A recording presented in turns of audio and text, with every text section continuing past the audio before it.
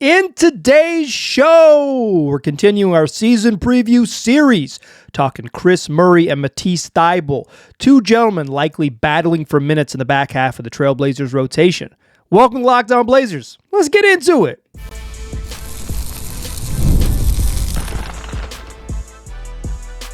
You are Locked On Trailblazers, your daily Portland Trailblazers podcast, part of the Locked On Podcast Network. Your team every day. What up, world? It's your past first point guard and Trailblazers reporter Mike Richmond. You're listening to another episode of Locked On Blazers, part of the Locked On Podcast Network, available wherever you get podcasts and also on YouTube. Thanks for making this show your first listen, coming at you each and every weekday, Monday through Friday. So make it a part of your daily routine. Make it your first listen. Tell your friends to do the same. It's Locked On Blazers, your team every day. In today's show, continuing our season preview series, we're going to talk about two gentlemen today, Matisse Thybulle and Kris Murray. Here's how these things work. We'll look backward to look forward, review what each of them did in the 24-25 season. Then we'll talk best and worst case scenarios, and then we'll close the show talking role and expectations for this upcoming season. We're going to get into both of these guys. We'll split them up and cover everything you need to know about Thybulle and Murray. We'll start with Matisse. What did Matisse do in his 24-25 campaign? Well, it took him a long time to get going. He appeared in just 15 games, averaged 7.5 points, 3.5 boards, and 1.9 assists, shot 47.7% from the floor, and 43.8% from three, and 46.7% from the free throw line. Played 20.8 minutes per game, started 5 of those 15 contests, threw in 2.2 steals. He had 33 steals in 15 games, and half a block, 0.6 blocks if you're scoring at home. He was 21 of 48 from three in 15 games. 15 games, tiny little sample, right? It's just like, it's not that many games, but he did indeed make 21 of threes in 15 games. It's pretty good. He had right knee surgery in mid-October, and it was expected to return in about a month. But prior to the season starting, he has a knee procedure, and it's like, okay, he's going to miss the beginning of the season, and then he's going to get back, and we'll see Matisse Thybulle get rolling. So as he was ramping up to come back about a month later, in late November, he sustained a severe right ankle sprain, and that was supposed to keep him out for 3 to 6 weeks. So that's late November, 3 to 6 weeks. In January, which is 2 months later. Maybe it's the long end of that timeline, 6 or 7 weeks later. The Blazers said that Matisse Thybulle wasn't ready. He had no setbacks, but the word from the team was that he just needed a little bit more time, and he would be reevaluated in 2 weeks. That was the official word from the team. So in January, 2 weeks, he's going to need 2 more weeks, and he'll be reevaluated. 2 months later, he finally makes his debut. Makes his season debut on March 16th, missed the first 67 games of the season. Just basically a lost year for him. A bummer, but basically, quite frankly, just a lost year for him. By the time you get that deep into the season for where the Blazers were, Matisse's impact, while notable for the shooting and for the just stealing everything in sight, just not during the meat of the season when it was when he was going to be a difference maker in sort of what they were going to be and how they were going to look. Season debut, he plays 6 minutes. But he did have a game-sealing block against the Raptors. He kind of screwed up the play on defense. I think he was not supposed to switch, and then he switched, and then he had to recover. He messes up the coverage, but the dude just makes plays and makes a game-sealing block. The next day, March 17th, they play back-to-back. He plays 22 minutes in his second game of the season, and they play the Wizards, who are not good. But he played the Wizards, and he had 5 steals. Dude just makes plays, a game-winning block, and then 5 steals in his first 2 games back. It's like, oh yeah, this is one of the best defensive playmakers in the league. Like I said, he appeared in just 15 games. 5 of those games he scored in double figures. He did hit 5 threes in a home loss against the Cavs. He just shot so well in limited action. He hit multiple threes in each of his final 4 games, and he started the final 5 games of the regular season. And in that stretch as a starter to close the year, he made 10 of 23s. He made half his three-pointers.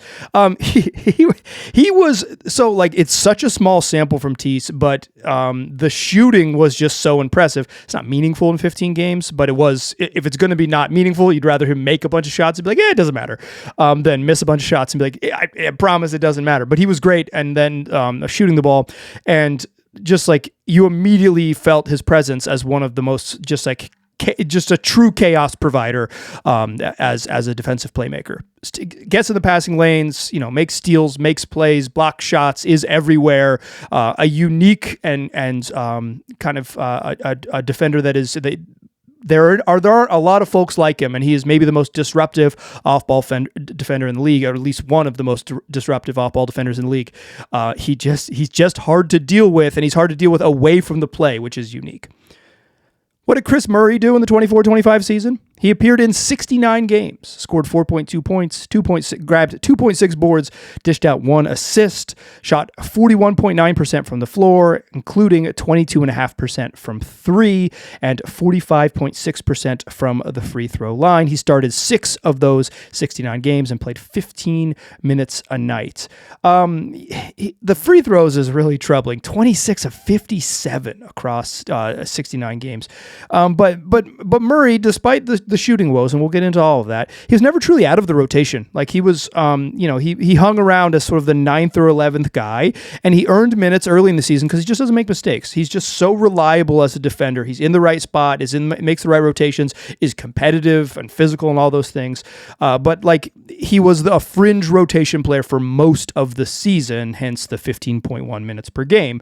Scored in double figures 8 times in 69 games, including a season high 18 off the bench against San Antonio on April 6th. That's the final week of the regular season. I guess that's the second to last Sunday of the regular season if you're really scoring at home, because they played that Sunday and then the following Sunday was the end of the year. I think the deal with Kris is like, and we saw this in year 2, is he remains just an inefficient offensive player. He is just not even close to being even a league average efficiency, like shooter scorer at all. He was worse in terms of true shooting and points per shot in year 2 than he was in year 1, and he was a very bad shooter in year 1. He's a career 25% 3-point shooter. He was a bad offensive player as a rookie, and he might have been worse in terms of just like shooting efficiency in year 2. He does get to the rim. I think he was better at getting to the rim. He was a better offensive rebounder in year 2, which allows him to score at the rim as well. But he's not a high level finisher at the rim. He's slightly below average as a finisher at the rim. So he just like what he's going to do and how he's going to be a contributor on offense remains a bit of a question. But like that is that side of the ball. On the other side of the ball, he's a good defensive player, and he can guard 1 through 4, certainly 2 through 4, no problem, and occasionally point guards depending on maybe the matchup. Fairly comfortable guarding with that level of defense versatility. 2 through 4, no problem. Like they'll put him out there without hesitation on anyone from shooting guard to power forward. He's big. He's got pretty good lateral movement for how big he is at 6'7", 6'8". He doesn't get punked. Like he is physical, and he's not going to get bullied on defense. He's a pretty smart cutter. He's a decent passer with quick basic reads. He's not like a high level, like he's not going to dribble around and throw passes off the bounce, but he can catch the ball in situations and make quick reads. I think notably because he knows where to be on defense, he's not going to make mistakes in rotations, and he's going to be competitive and physical and versatile. So he can switch and play in sort of the Blazers scheme in terms of like pressuring the ball and like regular and like switching and keeping guys in front. Right? They're limiting 3-point shots because they play up the floor, and they want to funnel guys to the paint and block shots. Right? And make it hard for them to finish at the rim. He earned the trust of the coaching staff, notably ahead of Jabari Walker, who the team decided to let go, and Kris was just like clearly ahead of Jabari. They're different players, but they're not so different that you couldn't have tried Jabari in a similar role. And Kris just earned that opportunity ahead of Jabari early in the season and maintained it throughout the season. He had, I would say, in year 2 with Murray, I think for me, this is like my personal opinion, the struggles on offense probably outshine the defensive acumen, but he is without a doubt an impactful and positive defensive player.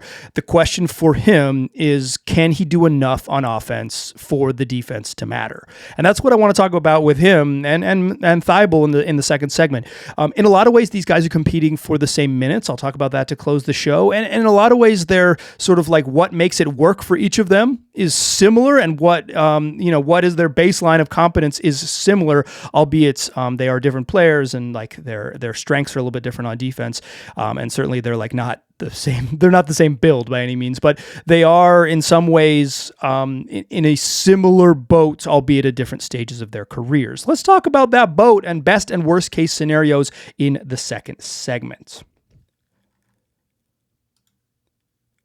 Before we do that, though, let's talk OpenPhone. If you're running a business, you know that every missed call is money left on the table. Think about the last time you had an urgent need for something. Say you were calling a plumber or a service provider. If the first person didn't pick up, did you wait? Did you wait for them to call you back? Probably not. You moved on, and that's what customers are going to do. And so that's why if you are running a business, you need OpenPhone. Don't let people move on. Catch them first. OpenPhone is the #1 business phone system built to streamline and scale your customer communications, all from an app on your phone or your computer.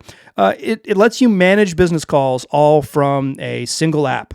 Calls and text right there from a single app on your phone. Obviously, you can open up that app on your computer as well, but let's be honest, most of us are using that little computer in our pockets. And there is a shared inbox feature. So if you are getting texts and you are getting calls, your whole team, depending on the size of your business, be it 3 folks or many others, can jump into any conversation instantly without missing a beat and have all of that info right there at their fingertips to respond to customers' needs quickly. OpenPhone is offering my listeners 20% off your first 6 months at openphone.com/lockedonnba. That's openphone.com/lockedonnba. And if you have existing numbers with another service, OpenPhone will port them over at no extra charge. OpenPhone, no missed calls, no missed customers. Today's show is also brought to you by the good folks over there at DUER. They make really stinking comfortable jeans. I've been living in my relaxed taper DUER jeans. They're just great. They're the most comfortable pair of jeans I own, and you can do whatever you need to do in them. So, like, if I'm running errands and taking my 3-year-old wherever we need to go, moving quickly, dodging the general public out there, I'm comfortable. I'm looking stylish. And then when I get home and I need to, play with my 3-year-old in the living room and I'm just chilling around the house, I'm wearing comfortable pants so I can just be chilling around the house. It's not like I got to go change out of my DUER jeans. I'm living life. They're made with Cool Max. It's a technology that regulates your body temperature and wicks moisture. So they keep you cool, and they're going to be with you as temperatures change. They're great for any season. So as we head into fall here and you are experiencing those days in the sun and the rain comes, you can rock DUER no matter the weather. They combine classic jeanswear style with the comfort and performance you get from athletic wear. It's the best of both worlds. It's time to upgrade to the world's most comfortable jeans. Get your own DUER jeans today. I know you'll love them too. And DUER are opening a store right here in Portland on Northwest 23rd. The new shop opening later this September at 820 Northwest 23rd Avenue. This is the new era of denim in Portland, and you can mention my promo code LOCKEDONPortland in store to get 15% off your first order, or check them out online. Shop DUER.com/LockedOnPortland for 15% off. That's shopDUER.com/LockedOnPortland. All right. Let's keep it rolling with our season previews. How we do these, if you are a longtime listener, you know what's about to go down. But if you are new to the show, welcome. I'm glad that your first listen is a Kris Murray, Matisse Thybulle episode that I know you're hooked now, baby. But we do best case scenarios within reason. So we're talking about reasonable best case scenarios based on the player's skill set, the player's place on the roster, and all those things. Keep them reasonable. And worst case scenarios without injury. We're talking worst case scenarios that happen within the lines. If you are a new listener and you want to listen to other season previews, on YouTube, there's a playlist labeled season previews. It'll have them all sitting in there for you. And if you are an audio listener, I labeled each episode. The title of each episode is season previews. So search your podcaster of choice, podcatcher, I guess is what they call them, of choice, and you will find all of our season preview shows. Let's get into our best and worst case scenarios. What is the best case scenario for Matisse Thybulle? It's that the shooting sticks. He's had multiple partial seasons of shooting it really well. And the best case scenario is that partial season turns into a full season. And the elite defensive playmaker he has been for 6 seasons in the NBA continues because that's who he is and who he's been. I think even in a best case scenario, expecting a more varied or more like deeper offensive bag from Matisse Thybulle is wishful thinking. He's played 102 games in a Trailblazers uniform. 67% of his shots have come from three. Is who he's going to be. He's going to be a spacer on offense. And there have been moments during his Blazers career when he has shot it very well for a chunk of games. The best case scenario is that chunk of games turns into 50, 60, 70 games of Matisse Thybulle shooting well. And based on his offensive role and based on that skill set that complements what his offensive role is going to be, he does that well enough on offense, and because he's just a reliable, chaotic playmaker on defense, he becomes an integral part of the rotation. He earns an every night role around 25-ish minutes, and he lets the Blazers trot out some truly hellacious defensive lineups without sacrificing as much on offense. What's the worst case scenario for Matisse Thybulle? It's that he doesn't shoot well enough, and he trends towards his career average of around 34%. And the lack of higher-end shooting means he doesn't get big minutes, and he ends up as a defensive specialist on a team that needs more help on the other end. The worst-case scenario is pretty much only on the offensive side of the ball. I think during 6 seasons, we have seen what Matisse Thybulle is going to be. And once you get this deep into your NBA career, and at the age Thybulle is, he's not like he's going to drop off a cliff in terms of physical abilities. He is entering his physical prime. The worst case scenario is that he is, the third best off-ball defender in the league. He's going to be a very good defensive player. The worst case scenario is that because he is not good enough on offense, because of this, basically he's going to have a very small ask, and because of the one thing that he's asked to do at a high level, the worst case scenario is he's unable to do that at a high level, and so the gifts that he brings on the other side of the ball, he just doesn't get enough opportunity, doesn't earn enough opportunity, isn't granted enough opportunity to make those things hum. What about Kris Murray? What's the best case scenario for Kris Murray? It's that a career 25% three-point shooter makes a serious leap as a shooter to something passable. The idea that Kris Murray is going to shoot 40% from three, for me, is beyond a best case scenario. Let's just put that on wax right now. But let's call it making a third of his three-point attempts on slightly more volume than he has shot earlier in his first 2 years in the league. And because, in this best case scenario, he's a passable or at least sort of like normal bad shooter as opposed to someone who makes a quarter of his shots from three, a normal bad shooter, the other things he does decently on offense are much more notable because Kris Murray is a pretty good offensive rebounder. He is a pretty good cutter, and all of those things become more useful because the shooting allows him to earn a bigger role. The best case scenario is that the defensive baseline he brings with his size and his versatility, his physicality, his just general IQ on that end of the floor in terms of executing and making plays and just being a sturdy, reliable defender. The best case scenario is because the offense allows him to get minutes. And because he becomes a regular part of the rotation, the shooting has carried him there, and he lets his defensive gifts get to hum. Does that sound familiar? The best case scenario for Kris Murray in year 3 is that he establishes himself as an NBA player, full stop. The worst case scenario for Kris Murray is that the shooting remains such a struggle that his place in the league comes into question. Because he doesn't establish a bankable offensive skill, he fails to carve out a role.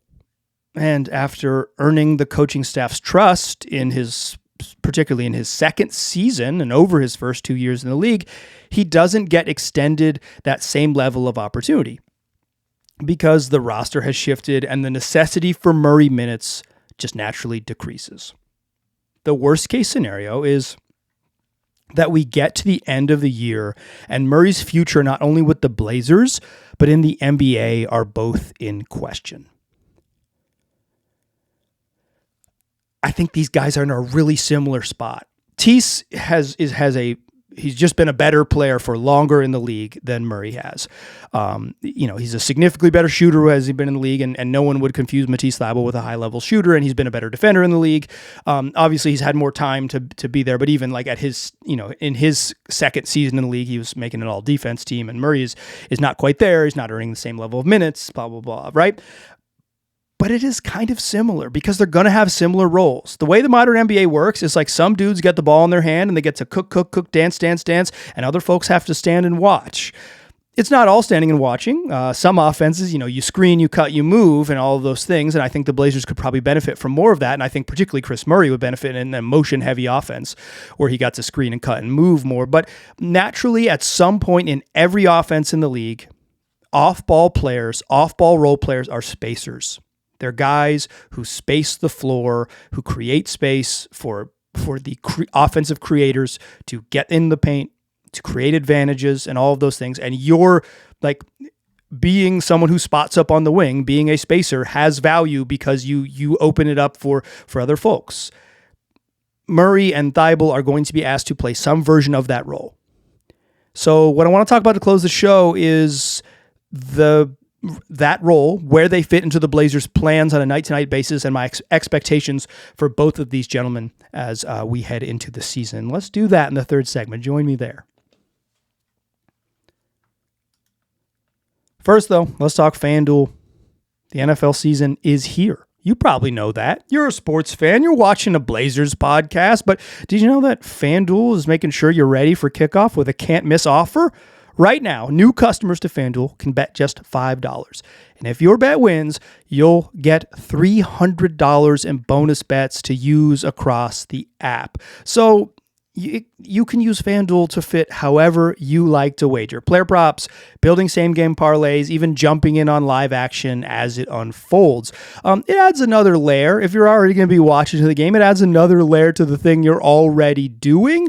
Or you can just keep an eye on your fantasy lineup and start doubling down while using the FanDuel app. So if you're ready to play, download the FanDuel app right now by visiting FanDuel.com to get started. That's FanDuel.com to place your first $5 bets.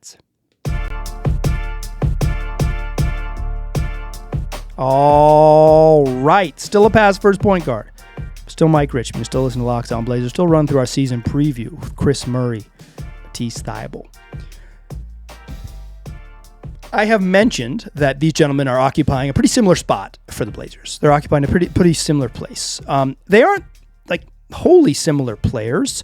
I would say they have similar strengths and weaknesses. They're both better on defense than they are on offense, and shooting will be a question mark for them based on their role in a modern NBA offense. Anywhere you go, that's going to be the thing. I think Matisse Thybulle actually has been very open in his discussions about kind of like, I know what I do, I know what I'm good at, and I know the thing that's going to allow me to stick in the league is shooting. He mentioned that last year at Media Day. I bet he'll do it again. He's very introspective and honest about sort of self-assessments. He knows it. That's just how the NBA works now.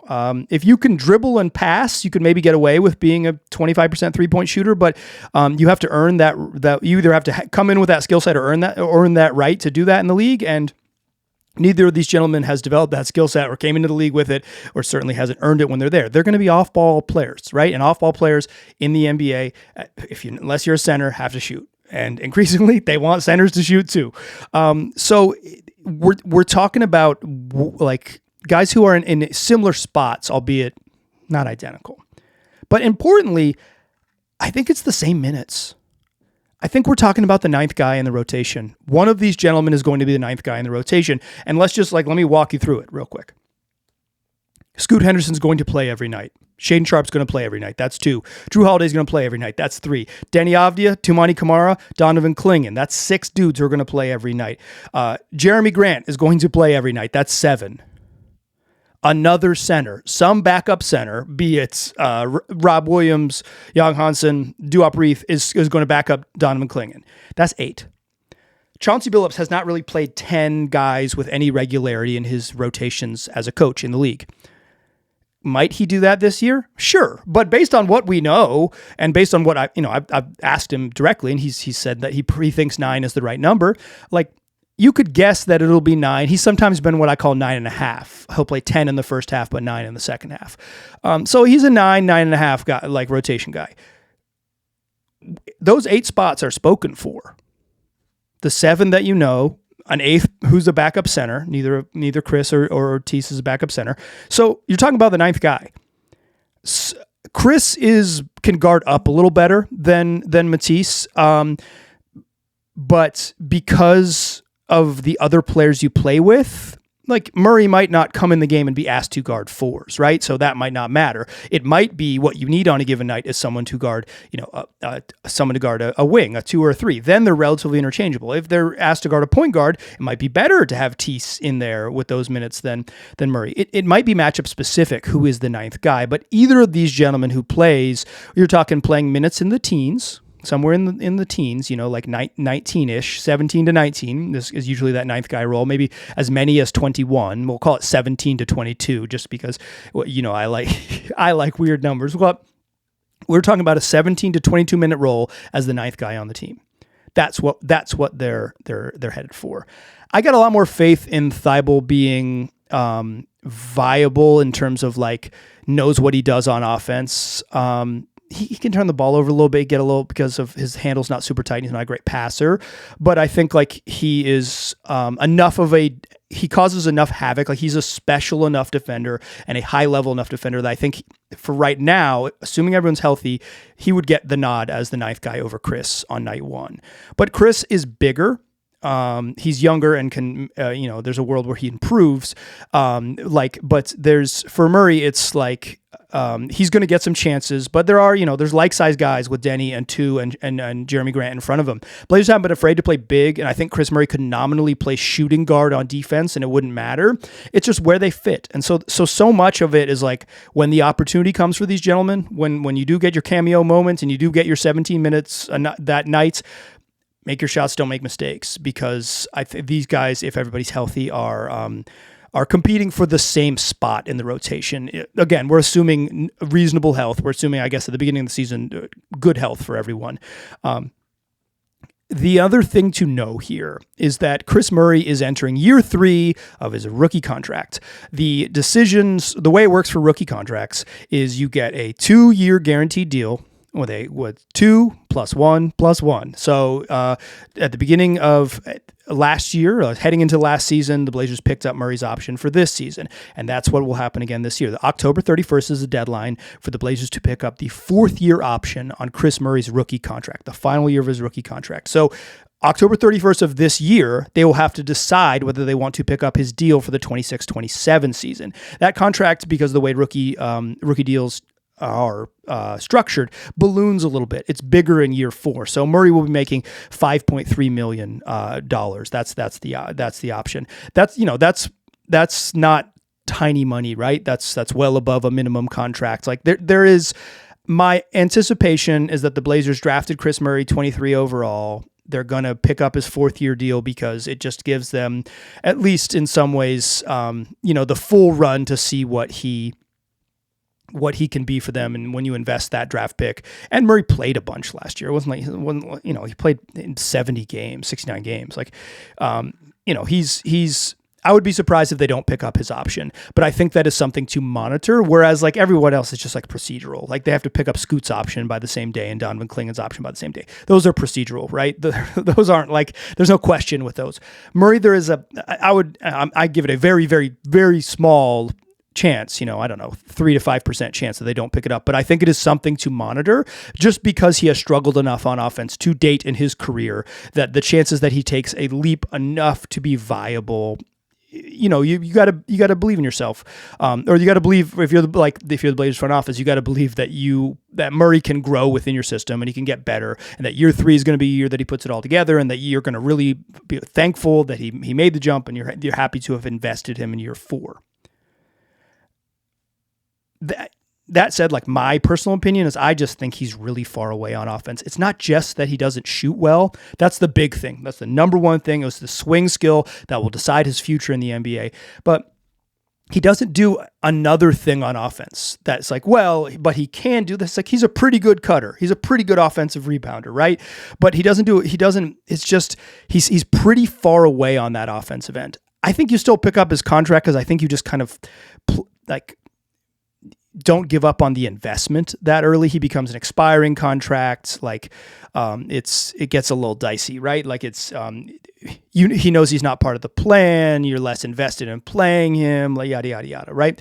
There's a variety of reasons you would do it. But I do think the number is big enough for the level of production that Kris has had thus far this season that you would have to at least. The other one's no moment of thought. For Murray, you give it a moment of thought, although I assume he's the 10th man going into the season to begin this year, and that the Blazers will extend, pick up his option, and he will be part of the plan heading in with a guaranteed contract heading into the 26-27 season as well, which will be his 4th year in the league. Thybulle and Murray are interesting pairing together, right? Because it could be matchup specific, or it could just be that like Thybulle has the resume and has been more effective and you roll with him, and Murray is a break the glass kind of guy. Or there is a world in which Murray is like, because of his size and because of the Blazers, like they want to play big, right? Like that's their identity. Big defensive versatile team that's physical. And Murray does fit that in a way that Thybulle, who's not small, but he's not like, he's 6'5" or whatever. He's just like, he doesn't give you that plus length at every position. There's a world in which Murray fits the archetype that they're headed for, or that they would like to build towards, and that he gets those minutes because of kind of the franchise preference or kind of the ethos of where they're headed. But I do think they are dudes with similar strengths and weaknesses, competing for the same minutes on the back end of this rotation.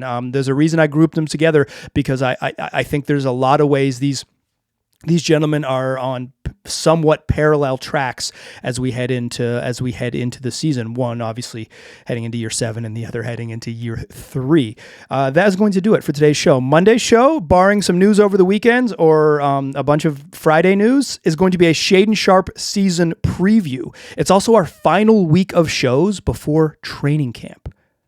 Heyo, the season is coming. So regardless of whether there's news on that comes out Friday after this publishes or over the weekend, 5 shows between us and Media Day, the start of training camp. It is here. It is upon us. Tell your friends about the show. I say that all the time at the end of this one, but like for real, everyone's getting geared back up for basketball. If you were listening to this, however you're listening to this, you're at the end of the program, share it with a friend, share it with a friend, share it with an enemy, and then come back for more shows next week. I appreciate you listening.